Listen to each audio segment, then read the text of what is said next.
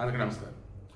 వైదేహి మూర్తి గారని కోస్తా ఫుడ్స్ యజమాని తను నా ఫేస్బుక్ మిత్రురాలు. దెన్ ఆమె ఈ హిజ్రాలు వెళ్ళి కేసర మండలం చీరేళ్ల దగ్గర బాలాజీ ఎన్క్లేవ్కి సంబంధించి ఓనర్ ఎవరైతే ఉన్నారో సదానందం ఆయన మీద దాడి చేశారన్నప్పుడు ఒక పోస్ట్ వేరే వాళ్ళు పెడితే దాని కింద ఆమె ఒక కామెంట్ పెట్టారు. అది గతంలో నేను కొన్ని సందర్భాలలో నేను కూడా విన్నాను. హెర్బల్ షాప్ ఒకటి వెళ్తాను నేను. దెన్ అక్కడ బయట సంతకాలు చేసి ఉన్నటువంటి ఏంటి ఇవన్నీ అంటే వాళ్ళు హిజ్రాల్ సార్ వస్తారు అలా రాసి వెళ్ళిపోతారంటే డబ్బులు ఇవ్వను. ఇవ్వను సార్, నేను మా అయితే కాసేపు వచ్చి కూర్చొని కబుర్లు చెప్పాను అంటే నేను ఇవ్వను. ఎందుకు అని అంటే అప్పుడు వాళ్ళు చెప్పారు వాస్తవంలో పాపం కష్టాలు ఎక్కువ సార్ వాళ్ళకంటే ఒక సంఘం ఉంటుంది. వీళ్ళలో మరలా grade A, grade B, grade C ఇలా ఉంటాయి. వీళ్ళు ఈ గ్రేడ్ వైజ్ వచ్చేసి ఒక్కొక్కరికి ఒక పని అసైన్ చేస్తారు. దాని ప్రకారం డబ్బులు తీసుకొచ్చి సంఘంలో ఇవ్వాలి. తెచ్చిన వాటిని మరలా అందరికి పంచుతారు. కొంత వచ్చేసి వాళ్ళకి హెల్త్ కోసం పెడతారు, ఇంకొన్ని వచ్చేసి వాళ్ళ మంచి కోసం ఇలా ఉంటాయి సార్. మరలా ఇందులో వచ్చేసి కొంతమంది లోకల్ పొలిటీషియన్స్కి, పోలీసులకి, వీళ్ళకి ఎవరైతే చెప్తారో పలానా చోట ఫంక్షన్ ఉందని చెప్పినటువంటి ఆటో వాళ్ళకి, షామీన్ వాళ్ళకి, వాళ్ళకి కమిషన్లు వెళ్తాయి. ఇదంతా చెప్పుకుంటూ వచ్చాడు. ఇంత ఉండిద్దా అన్న ఉండిద్ది సార్. మరి వారికి కూడా అందరిలాగా ఏంటి సమాజంలో గౌరవం అనేది ఇస్తూ వారు కూడా ఎవరన్నా పని ఇస్తే వాళ్ళు పనిలో బతుకుతారు సార్. వాళ్ళు పని ఇవ్వక వాళ్ళని దగ్గర రానివ్వక తక్కువ చేసి చూస్తే వారు మాత్రం అలా బతకాలి. అందుకే లైక్ యూనియన్గా ఉండి ఇలా అయిపోతున్నారు వాళ్ళు అన్నారు. కరెక్టే, బట్ కొన్ని చోట్ల దందాలు చేస్తున్నారంటే ఇంకేం చేయలేము సార్, అది ఇంకా మాట్లాడుకునే దాన్ని బట్టి ఉండిద్ది అన్నాడు. మరి పోలీసులు అన్నా వాళ్ళు మాత్రం ఏం చేస్తారు, ఎంతమంది ఇచ్చి వదిలించుకుంటే చెప్పేసి అంటారు. కంప్లైంట్ ఏమైనా అడుగుతారు తప్ప ఇచ్చినా పట్టించి చూస్తారు అన్నాడు. తను చెప్పిందే మీలో చాలామంది కామెంట్స్ కూడా చెప్పారు.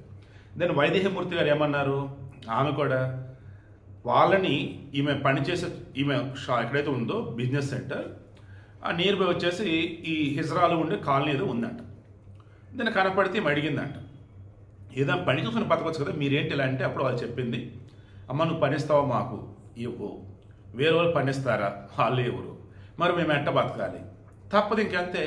ఎప్పుడో ఒక్కసారి శుభకార్యం దగ్గరికి వెళ్ళి మేము అడుగుతాం, నిజమే, కొన్నిసార్లు డిమాండ్ చేస్తాం. ఎదురుడో మాట్లాడేదాన్ని బట్టి మేము దాన్ని తగ్గట్టుగా రియాక్ట్ అయ్యి ఇచ్చినంత తీసుకొని వెళ్ళిపోతాం తప్ప వేరేది కాదు అని వాళ్ళు చెప్పారంట. ఇప్పుడు ఈ కేసర్ దగ్గర చీర్యాల దగ్గర వచ్చేసి సదానందం అనే అతను వీళ్ళు గృహప్రవేశమైంది. వాళ్ళు వచ్చారంట, ఇద్దరు వచ్చేసి డబ్బులు అడిగారంట, 1,00,000. గృహప్రవేశం నా ఇల్లు నేను చేస్తుందని 1,00,000 ఏంటి అసలు ససేమేర అన్నాడంట. మరి ఏమైందంటే ఆ ఇద్దరు తిట్టుకుంటూ వెళ్ళారంట. ఆ తర్వాత ఈయన పనులన్నీ అయిపోయి ఇంట్లోకి వెళ్ళాడు. ఈలో 15 మంది 3 ఆటోల్లో వచ్చారు ఆయన చెప్పిన వర్షం. ఇక 15 మంది ఈ ఇంటికి సంబంధించి డోర్లు రిమైండింగ్ అసలు నానా హడావుడి చేస్తుంటే ఏంది మీరు ఇక్కడికి వచ్చారు ఏంటి అని చెప్పేసి అతను వస్తే ఈ లోపల కుటుంబ సభ్యుల మీద ఇతని మీద దాడి చేస్తారు. ఇతను ఏకం కర్రలతో కొట్టారు. అది చూసి చుట్టుపక్కల వాళ్ళంతా కూడా వచ్చేసేటప్పటికి ఇక అప్పుడు వాళ్ళు పారిపోయారు. ఇప్పుడు ఇది ఎందుకు చెప్పానంటే వనజాక్షి అని చెప్పేసి ఎంఆర్ఓ గారు మీకు ఐడియా ఉన్నారు కదా, ఏపీలో వచ్చేసి ఇసుక విషయంలో అప్పుడు ఉంది కదా వనజాక్షి గారు. సో ఆమె నా మిత్రురాలు ఫేస్బుక్లో. తాను కూడా దాన్ని పెట్టిన పోస్ట్ కింద కామెంట్ పెట్టారు.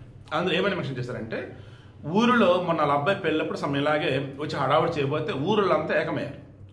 ఊరిలో వాళ్ళంతా ఏకమయ్యేసరికి అప్పుడు వాళ్ళు అక్కడి నుంచి వెళ్ళిపోయారు. వాస్తవానికి ఏపీలో తక్కువ, బట్ తెలంగాణ ఎస్పెషల్ హైదరాబాద్లో ఎక్కువ. ఆల్రెడీ మన నిజామాబాద్లో, వరంగల్లో, నల్గొండలో కొన్ని చోట్ల పోలీసులు వాళ్ళందరూ పిలిచి కౌన్సిలింగ్ కూడా ఇచ్చారు. వెళ్ళొద్దు, డిమాండ్ చేయొద్దు, ఊరుకోము, జైల్లో వేస్తామని. హైదరాబాద్ వచ్చిన వాళ్ళు లేదో ఏమో తెలియట్లేదు కానీ ఎక్కడ పడితే అక్కడ గోడల మీద రాయటాలు, డబ్బులు తీసుకోవటాలు, వెళ్ళిపోవటాలు. అసలు కొన్ని చోట్ల అయితే వాళ్ళు డబ్బులు ఇచ్చినప్పుడు గోడ మీద రాసుకొని వెళ్ళిపోతున్నారు. అంటే ఇది నాది అన్నట్టు వాళ్ళు చెప్పుకోవడం. అది జాలిపడాలో, బాధపడాలో, కోప్పడాలో ఏంటి కూడా పాపం నాకు అర్థం కాల. పాపం మాత్రం నాకు అనిపిస్తుంది. ఎందుకంటే వారికి జనాలు ఈ ఫంక్షన్లప్పుడు ఇచ్చే డబ్బులు, షాపులలో ఇచ్చే డబ్బులు తప్ప వాళ్ళు బతకనే లేదు. ఏపీలో పెన్షన్ ఇస్తారు, తెలంగాణలో ఇస్తారో నాకు ఐడియా లేదు. డే 1 నుంచి వీళ్ళ గురించి నేను చెప్పేది ఏంటంటే వారు కూడా గౌరవంగా బ్రతకాలి అని.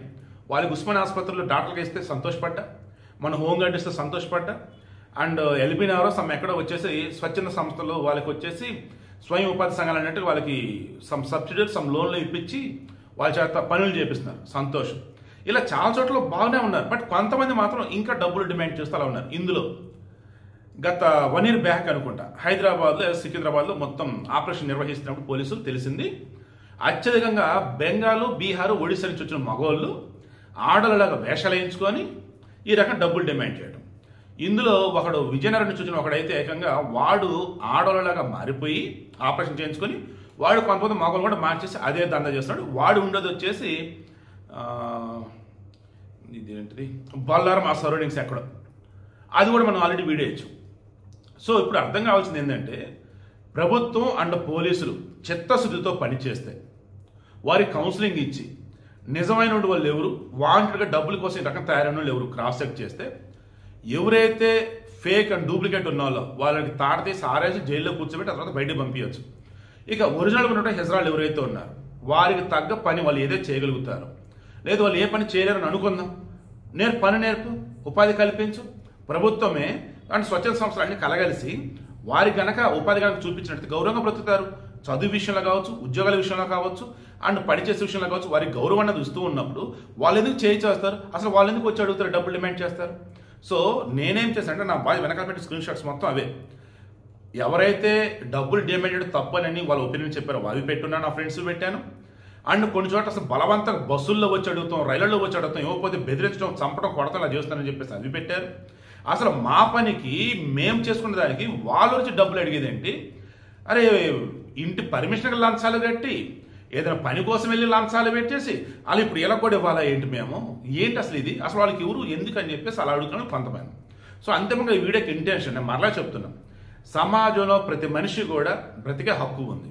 అది ఎలాగా? గౌరవంగా బ్రతకాలి.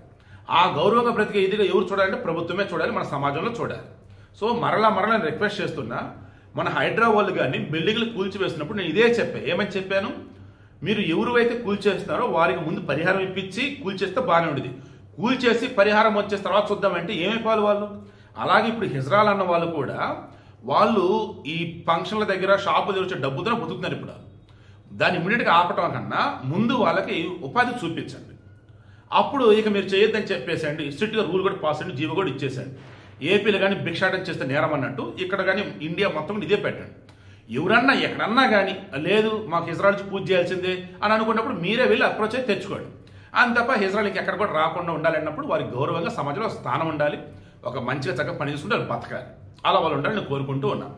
ఇక ఎవరైతే బాధలు పడుతూ ఉన్నారో వీళ్ళు సామాన్యులు ఉన్నారు, మిడిల్ క్లాస్ ఉన్నారు, డబ్బున్న వాళ్ళు ఉన్నారు. వీళ్ళలో పాపం సామాన్యులు అయితే ఎంతమంది ఎన్ని రకాల గతంలో చాలా మంది కామెంట్స్ పెట్టారు, ఇప్పుడు ఇక్కడ కామెంట్లు పెడతారు. బట్ అలా బాధపడుతూ మీ కామెంట్లు వద్దులేండి, అవి చూస్తే నాకు కొంచెం బాధ అనిపిస్తుంది. నేను అడిగేది ఏంటంటే, నేను చెప్పేది ఏంటంటే, ఇక మీదట ఇటువంటివి రాకుండా ఉండాలన్నప్పుడు ఇప్పుడే ఆల్రెడీ కేసులలో పోలీస్ కేసు కూడా పెట్టండి. అంత సదానందం ఈ సదానందం ఇష్యూని అంతా కూడా హైలైట్ చేస్తున్నారు, వైరల్ చేస్తున్నారు. నేను కూడా సజ్జనార్ గారికి, హైదరాబాద్ పోలీసులకి, రాచకొండ పోలీసులకి, సైబరాబాద్ పోలీసులకి, సీఎం రేవంత్ రెడ్డి గారికి, జిహెచ్ఎంసీకి వీళ్ళందరూ కూడా ట్విట్టర్లో పోస్ట్ చేశాను, ఫేస్బుక్లో ట్యాగ్ చేసి పెట్టున్నాను. సో మీ వంతుగా మీరు కూడా కనుక అది కనుక చేయగలిగితే ఇప్పుడు ప్రభుత్వం చర్యలు తీసుకునేది. ఇప్పుడు ప్రభుత్వంలో మార్పు అనేది వచ్చింది. ఎటువంటి మార్పు? హిజ్రాలు కూడా గౌరవంగా వాళ్ళ పని వాళ్ళు చూసుకుని బతికేలాగా, ఎవరో ఎక్కడికో వచ్చే చేయి చాచి అడగొద్దు, రైళ్లలోనో బస్ స్టాండ్లోనో షాపుల దగ్గర ఫంక్షన్ దగ్గర వాళ్ళు రావద్దు. అలా ఉండాలి అంటే ముందు వారు బ్రతకడానికి మంచి అవకాశం చూపించాలి, వాళ్ళకన్నా నిలబడేలాగా వారికి అక్కడ మీరు ఉపాధి చూపించాలి. ఆ తర్వాత సామాన్య ప్రజానికం కూడా ఆటోమేటిక్గా గౌరవం అనేది వాళ్ళకి ఇస్తారు, గౌరవం అనేది ఇచ్చి పుచ్చుకుంటారు. అంతిమంగా చక్కగా అంతా కలిసి సంతోషం పొందుతారు. ఎవరిలే ఫాలదే. బట్ చిన్న చూపు చూడటం, అవహేళన చేయడం ఇటువంటివి అయితే ఉండవు. ఎందుకంటే చిన్నప్పటి నుంచి చూస్తూనే ఉన్నా, ఎందుకు పాపం తక్కువ చేస్తారు, ఎందుకు మీరు ఇలా అంటారని చెప్పేసి. అలా చిన్నప్పుడు కూడా మాట్లాడినప్పుడు చెప్పున్నారు ఒకళ్ళిద్దరు కూడా, అంతే బాబు మేము ఆడ కాదు మగ కాదు కదా, అందుకు మమ్మల్ని ఇలా అవహేళన చేస్తూ ఉంటారు. అప్పుడే అన్నా, ఇంకొని అడిగినప్పుడు పిల్లడు నీకు తెలియదులే బాబు అన్నారు. ఈవెన్ మరలా చెప్తున్నా, నా చిన్నప్పటి నుంచి కూడా ఎవరైతే ఈ సమాజం చేత బాధించబడతారో, ఎవరైతే ఈ సమాజం వలన అవహేళన గురవుతారో వారి పట్ల ఎందుకు నాకు ఒక కన్సర్న్ ఉంటుంది. వారి కోసం ఎఫర్ట్స్ పెడుతూ ఉంటా.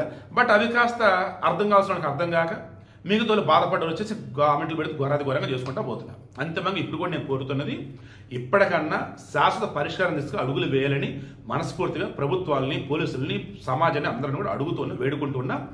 ఈ హిజ్రాల్ అన్న వాళ్ళు ఎవరైతే ఉన్నారో వాళ్ళకి అఫీషియల్ గవర్నమెంట్ గుర్తింపు కార్డులు ఇవ్వండి, వారికి సంఘానికి గుర్తింపునిచ్చేసి దెన్ చక్కగా గౌరవంగా ప్రతి ఎలా చేయండి, వాళ్ళకి లోన్లు ఇచ్చి ఉపాధి కల్పించి. ఇవన్నీ మా వల్ల ఏది కాదంటే, మరలా చెప్తే ఇవన్నీ మా వల్ల ఏది కాదంటే, ఇదిగో ఓనిల్ ఫంక్షన్కి ఎంత, బారసాలకి ఎంత, గృహ ప్రవేశానికి ఎంత, పెళ్ళికి ఎంత, చావుకి ఎంత, ఫంక్షన్కి ఎంత, ఏ ఫంక్షన్కి ఎంతంత డబ్బులు ఇవ్వాలో గవర్నమెంట్ ఒక లిస్ట్ రెడీ చేసి ఇస్తే ఆ గుర్తింపు పొందినటువంటి వాళ్ళు వస్తే వాళ్ళ ఐడి కార్డులు చూసేసి అప్పుడు డబ్బులు ఇచ్చి రిసిప్ట్ తీసుకొని అప్పుడు ప్రజానికం వచ్చేసి వాళ్ళ పని వాళ్ళు చూసుకుంటారు. అండ్ హిజ్రా సంఘాల వాళ్ళు వచ్చేసి ఇచ్చిన డబ్బులతో వాళ్ళు కూడా హ్యాపీగా వెళ్తారు. సో ఇలా అమౌంట్లు ఫిక్స్ చేసి మీరు చూసుకోండి చెప్పేసి ప్రభుత్వం అనిద్దా, లేదు ప్రజలకు ఇబ్బంది రాకుండా హిజ్రాలు గౌరవంగా బ్రతికేలాగా వాళ్ళకి ఉపాధి చూపిస్తారా? చూద్దాం. నా ఎఫర్ట్స్ అయితే నేను పెట్టున్నాను, అవే పోస్టులు అవి వెనకాలవి. మీ వంతు ప్రయత్నం కూడా మీరు చేయండి. మొత్తానికి శాశ్వత పరిష్కారం దొరకాలి. ఎవరూ కూడా చేయిచాచి అడగొద్దు, ఎవరూ కూడా ఒకళ్ళు ఇచ్చే డబ్బుల మీద బతకాలన్నట్టుగా ఉండొద్దు. అంతిమంగా గౌరవంగా ఎవరి పనులు చేసుకుంటూ సంతోషంగా ఉండాలి, గొప్పగా ఉండాలి, హుందాగా ఉండాలి, గౌరవంగా ఉండాలి. అదే అందరికీ మంచిది.